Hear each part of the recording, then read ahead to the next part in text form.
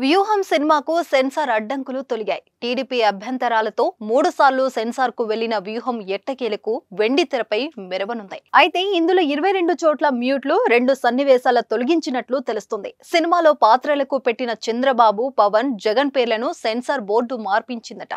ఇప్పటికే 2 సార్లు వాయిదా పడ్డ వ్యూహం సినిమా మార్చి 2న విడుదలకు రెడీ అయింది. సుమన్ టీవీ కరీంనగర్ వారి ఆధ్వర్యంలో శివరాత్రి సందర్భంగా మహా శివోత్సవం ప్రెజెంటెడ్ బై ఆర్కే ఈవెంట్స్ మార్చి 8 సాయంత్రం 6 గంటల నుంచి కరీంనగర్ లోని ఎస్ఆర్ఆర్ కళాశాల గ్రౌండ్స్ లో.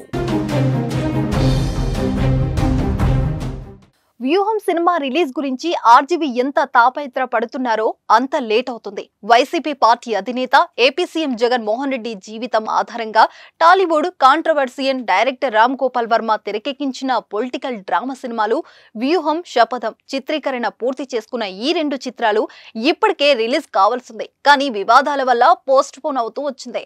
వ్యూహం గత ఏడాది డిసెంబర్లో, శపథం ఈ ఇయర్ ఫిబ్రవరిలో విడుదల కావాల్సిందే.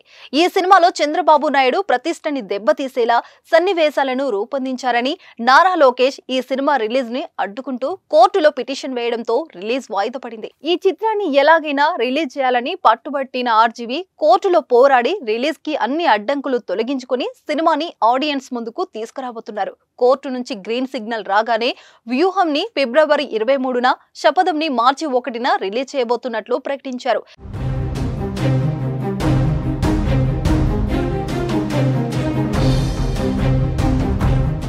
కానీ మళ్ళీ 10 రోజుల తర్వాత ఆ రిలీజ్ ని వాయిదా వేస్తున్నట్లు ప్రకటించారు. వ్యూహం సినిమాని మార్చి 1కి, శపథం మూవీని మార్చి 8కి తీసుకువస్తామంటూ కొత్త రిలీజ్ డేట్ ని అనౌన్స్ చేశారు.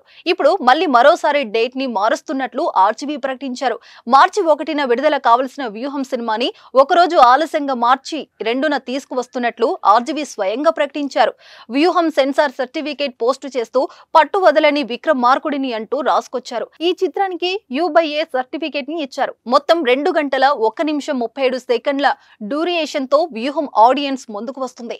వ్యూహం చిత్ర నిర్మాత దాసరి కిరణ్ కు తెనాలి నుంచి పోటీ చేసేందుకు వైసీపీ అవకాశం కల్పిస్తున్నట్లు ప్రచారం జరుగుతుంది. చూద్దాం వ్యూహం వచ్చాక ఏపీ ప్రజల మూడు ఎలా మారుతుందో.